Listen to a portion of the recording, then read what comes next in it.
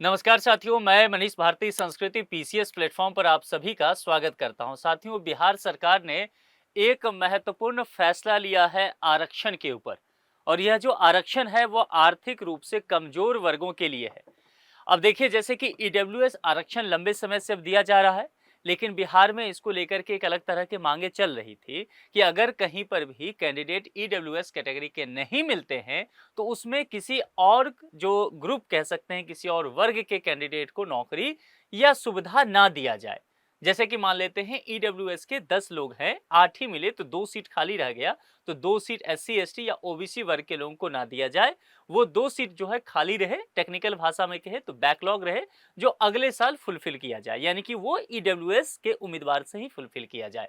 अभी तक बिहार में ऐसा नहीं होता रहा था और लगातार इस बात को लेकर के ईडब्ल्यूएस वर्ग के जो लोग रहे लगातार सरकार से मांग कर रहे थे। फिलहाल अब ये मांग पूरी कर ली गई है। बिहार में भी बहुत सारी वैकेंसी आने वाली है। अब यह भी देखना होगा कि जो बीपीएससी की वैकेंसी आती है, जो टीआरई 4 की वैकेंसी आती है, सिपाही भर्ती का आना है, बहुत सारी अभी जानते हैं, अब एसएससी वाला बिहार में आना है। इन सब के जो एग्जाम है इस पर क्या प्रभाव पड़ने वाला है, यह एक दिलचस्प मुद्दा अब बनने वाला है। क्या किया गया है, जरा इसको विस्तार से समझते हैं, किस तरह से बिहार सरकार ने इस काम को आगे बढ़ाया है। शिक्षा और रोजगार के क्षेत्र में दो बड़े फैसले किए गए हैं। पहला क्या है, जरा उस पर चर्चा करेंगे। ईडब्ल्यूएस इकोनॉमिकली वीकर सेक्शन के लिए आरक्षित खाली सीटों को किसी अन्य वर्ग को अब नहीं दिया जाएगा, तो पहली बात। दूसरी बात, इसको हम विस्तार से फिर पढ़ेंगे। अभी फिर दूसरी बात देखते हैं। राज्य के जितने भी प्रमंडल हैं, ध्यान रखना है, वहां पर आवासीय विद्यालय स्थापित किए जाएंगे। और इस फैसले का उद्देश्य क्या है, आर्थिक रूप से कमजोर वर्ग के लोगों को अधिक अवसर देना और शिक्षा की गुणवत्ता उनको प्रदान करना। ये आवासीय विद्यालय जो स्थापित किया जाएगा, ये स्पेशली ईडब्ल्यूएस वर्ग के लिए किया जाएगा। जैसे एससी एसटी समुदाय के लिए होता है ना, ठीक ऐसा ही यहां पर बात की गई है प्रत्येक प्रमंडल को लेकर के। तो बताइए, बिहार में कितने प्रमंडल की संख्या? 9। तो 9 जगह पर ये अलग अलग ये आवासीय विद्यालय परिसर स्थापित किए जाएंगे। ठीक है, अब जरा चलते हैं कि ईडब्ल्यूएस होता क्या है। ईडब्ल्यूएस यानी कि इकोनॉमिकली वीकर सेक्शन, कमजोर वर्ग, लेकिन वो आर्थिक आधार पर होना चाहिए। हमारे संविधान के आधार पर उन्हें भी आरक्षण की व्यवस्था दी गई और यह व्यवस्था 2019 में दिया गया। 2019 में भारत सरकार ने एक संविधान संशोधन लाया, 103वां संविधान संशोधन, और इसके तहत जो है ईडब्ल्यूएस वर्ग को सरकारी नौकरी और नामांकन वगैरह में 10% अलग से आरक्षण की व्यवस्था की गई। सुप्रीम कोर्ट में मामला गया था, पीआईएल के थ्रू चैलेंज किया गया। सुप्रीम कोर्ट ने कहा ऑल इज वेल, यानी कि इस संशोधन को खारिज नहीं किया गया सुप्रीम कोर्ट के द्वारा, और उसके बाद जो है निर्बाध रूप से चल रहा है। यह आरक्षण मिलता कैसे किन लोगों को है? सामान्य वर्ग के लोगों को। आर्थिक आधार पे है तो ऐसा नहीं कि जो ओबीसी या एससी एसटी के आर्थिक आधार पे कमजोर वर्ग हैं उनको मिलेगा, ऐसा नहीं। जनरल कैटेगरी के जो लोग हैं उनका जो स्थिति अगर आर्थिक आधार पर सही नहीं है तो उन लोगों के, उनके परिवार को यह आरक्षण दिया जाएगा और इसका लाभ शिक्षण संस्थान और सरकारी नौकरी दोनों जगह मिलेगा। तो ईडब्ल्यूएस आरक्षण की व्यवस्था जो है आर्थिक असमानता को कम करने के लिए दिया गया है। आप दूसरे शब्दों में कह सकते हैं, यहां पर समावेशी विकास की अवधारणा को पुष्ट करने के लिए यह काम किया गया है। क्लियर है? जो आरक्षण दिया जाता है उसको हम अफर्मेटिव एक्शन कहते हैं, यानी कि आरक्षण की व्यवस्था हमारे संविधान में इस बात को लेकर दी गई है कि समावेशी विकास हो सके, सभी को एक लेवल पे ला करके इस देश को आगे बढ़ाया जा सके। गरीब परिवार जो है उनको अवसर देना और शिक्षा और रोजगार में समान भागीदारी सुनिश्चित करने के लेकर के सरकार का प्रयास किया जाना। बिहार सरकार का नया निर्णय फिर क्या आया, अब देखिए। ईडब्ल्यूएस कोटे की खाली सीटें किसी अन्य आरक्षित या अनारक्षित वर्ग को नहीं दी जाएगी। अब ये कहानी समझते हैं पहले। सीटें खाली रहती हैं तो ईडब्ल्यूएस वर्ग के लिए ही सुरक्षित रखा जाएगा। इससे ईडब्ल्यूएस वर्ग के जो अधिकार हैं ये बचे रहेंगे। अब इससे पहले आखिर होता क्या था, तो जो आरक्षित सीटें खाली रह जाती थी उन्हें अन्य श्रेणियों में समायोजित कर दिया जाता था। अब ऐसे समझिए, जैसा कि मैंने पहले भी बताया था, किसी एग्जाम में, कोई भी एग्जाम है, जैसे कि मान लेते हैं बीपीएससी का ही एग्जाम है, और बीपीएससी में आया कि भाई किसी भी पद के लिए एसडीएम, हालांकि बिहार में होता है एसडीओ, है ना, तो और बाकी जगह एसडीएम बोलते हैं।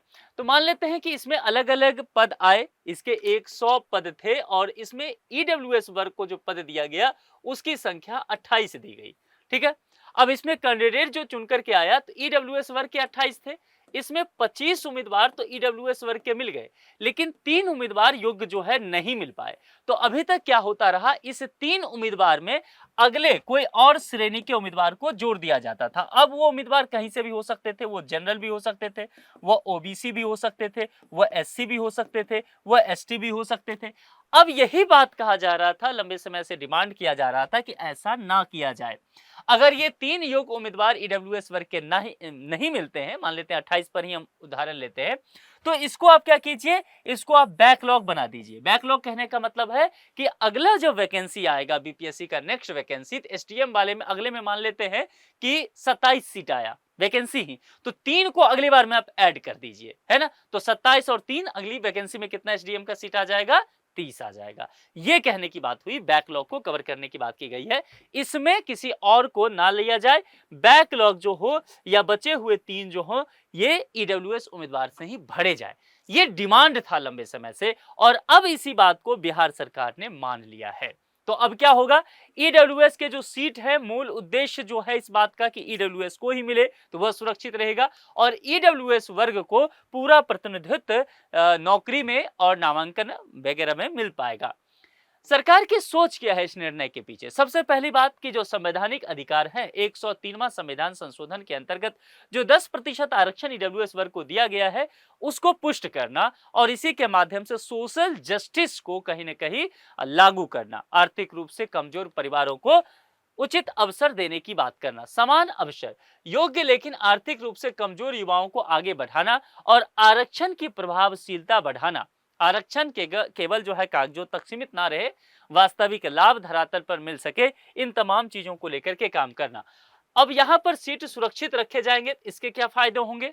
जो आर्थिक रूप से कमजोर युवा हैं उनको लाभ मिलेगा कि उनकी संख्या अधिक से अधिक इस वैकेंसी में जा सकता है, अवसर मिलेगा। प्रतियोगी परीक्षा जो है उसमें प्रतिनिधित्व मिलेगा, ईडब्ल्यूएस वर्ग की भागीदारी बढ़ेगी। और बिहार में सरकारी नौकरी को लेकर के, प्रतियोगी परीक्षा को लेकर के क्या क्रेज रहता है, मुझे बताने की आवश्यकता नहीं है, इसलिए एक एक सीट की बहुत कीमत है। शिक्षा में समावेशन बढ़ेगा, गरीब बच्चे आ पाएंगे, सामाजिक संतुलन बढ़ेगा, आर्थिक रूप से पिछड़े वर्ग को समर्थन मिलेगा, वो सिस्टम में आ पाएंगे, और संवैधानिक प्रावधान जो हैं उसका भी सही से इसमें क्रियान्वयन किया जा सकता है। ये तो पहला चीज हो गया जिसमें मैंने कहा कि आरक्षण को लेकर बात किया। अब दूसरा पोर्शन क्या है, इसी से जुड़ा हुआ वह फैसला क्या है, हर प्रमंडल में आवासीय विद्यालय, जिसको मैंने चर्चा में कहा था कि 9 प्रमंडल बिहार में है प्रशासनिक दृष्टिकोण से, तो 9 आवासीय विद्यालय खोले जाएंगे। ये आवासीय विद्यालय किनके लिए होंगे? ईडब्ल्यूएस वर्ग के लिए। आवासीय विद्यालय कहने का तात्पर्य यहाँ पर यह हो जाता है कि छात्र वहां रहेंगे भी, पढ़ाई भी करेंगे, वहीं पर भोजन, आवास, शिक्षा की सभी सुविधा एक ही परिसर में दी जाएगी, विद्यार्थियों को गुणवत्तापूर्ण शिक्षा दिया जाएगा। और इसका पूरा उद्देश्य ये रखा गया है कि ग्रामीण छात्रों को गुणवत्तापूर्ण शिक्षा मिल सके, गरीब परिवार के बच्चों को बेहतर अवसर मिल सके, और सबसे महत्वपूर्ण जो प्रतियोगी परीक्षा की तैयारी करने वाले हैं, चाहे वो एसएससी के लिए हो, चाहे वो बीपीएससी की प्रिपरेशन करते हो, चाहे वो यूपीएससी की प्रिपरेशन करते हो, या बैंक की प्रिपरेशन करते हो, या रेलवे की प्रिपरेशन करते हो, किसी भी प्रतियोगी परीक्षा की तैयारी करते हो, इवन आप थोड़ा आगे बढ़ेंगे तो आईआईटी और नीट वगैरह की भी प्रिपरेशन करते हो, सबको एक छत के नीचे मौका देना, उचित अवसर देना, गुणवत्तापूर्ण शिक्षा देना, ये 2 फैसला लिया गया है। यह फैसला केवल प्रशासनिक दृष्टिकोण से नहीं देखा जाना चाहिए, बल्कि इससे आगे बढ़ते हुए सोशल जस्टिस, शिक्षा के विस्तार, आर्थिक रूप से कमजोर वर्ग को सशक्त करने के दृष्टिकोण से भी देखना चाहिए। और ईडब्ल्यूएस वर्ग के अधिकारों की रक्षा और प्रमंडल स्तर पर जो आवासीय विद्यालय की स्थापना की जा रही है, निश्चित तौर पर राज्य के हजारों विद्यार्थी और युवा इससे सीधे लाभान्वित होंगे, और आने वाले समय में बिहार की मानव संसाधन क्षमता और भी मजबूत होते हुए दिखेगी। अब आप लोग इस फैसले को किस नजरिए से देखते हैं कि जिस तरह से यहाँ पर बिहार सरकार ने ईडब्ल्यूएस आरक्षण को लेकर के एक महत्वपूर्ण निर्णय लिया है, उसके विषय में आप क्या कहना चाहते हैं? आप अपने विचार तर्क के साथ कमेंट बॉक्स में लिख करके बता सकते हैं। आज के लिए इतना ही। जुड़ने के लिए आप सभी का बहुत बहुत शुक्रिया। चैनल को सब्सक्राइब जरूर कर ले। Thank you so much.